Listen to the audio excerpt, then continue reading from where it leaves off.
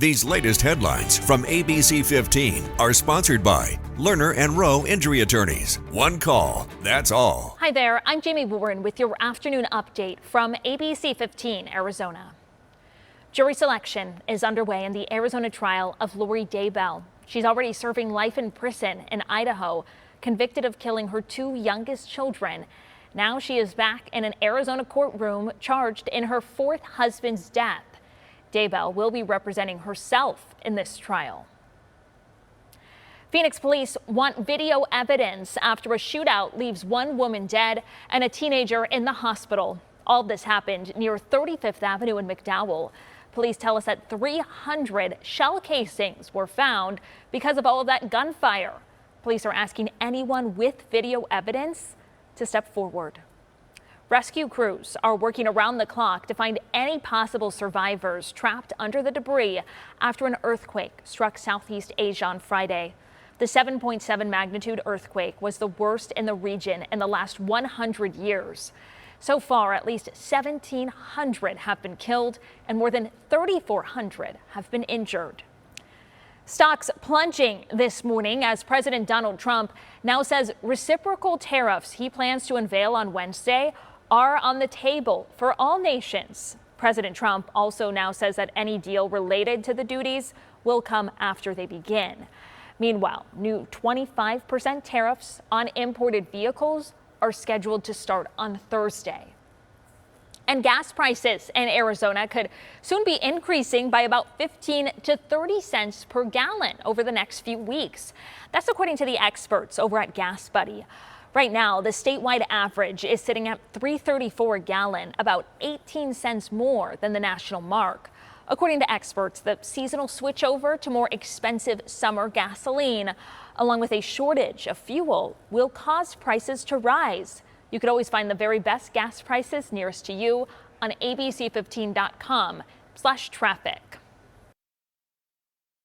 President Trump isn't even 100 days into his second term in the White House, but there's already talk and controversy about a possible third term, which would be against what is currently stated in the U.S. Constitution.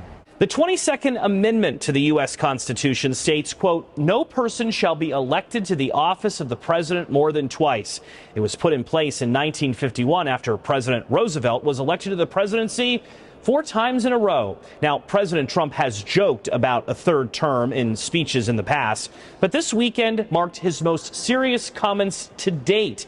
In an interview with NBC News, President Trump said, quote, he was not joking about a third term and that, quote, there are methods which you could do it. One method reportedly being looked at is Vice President J.D. Vance running for the job and then essentially passing the duties on to President Trump. Another possibility would be amending the Constitution, which, if done, could in theory open the door to former President Barack Obama running again.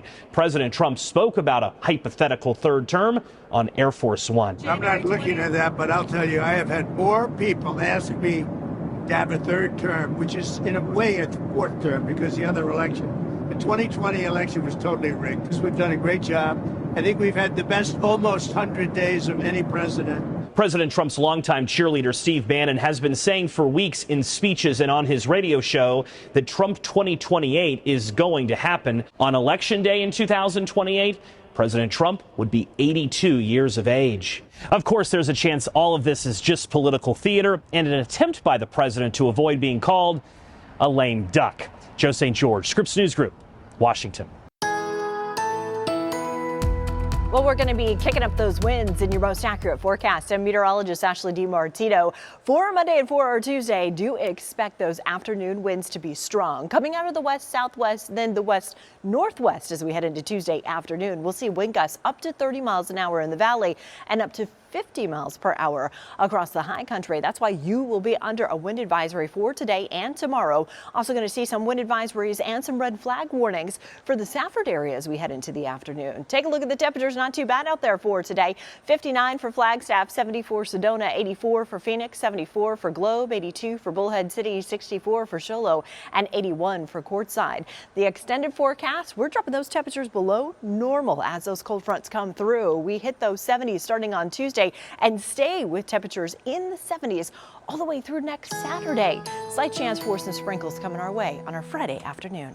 We'll have another update tonight. Until then, you can always get the very latest news, weather, and traffic at abc15.com or by downloading that free ABC15 mobile app.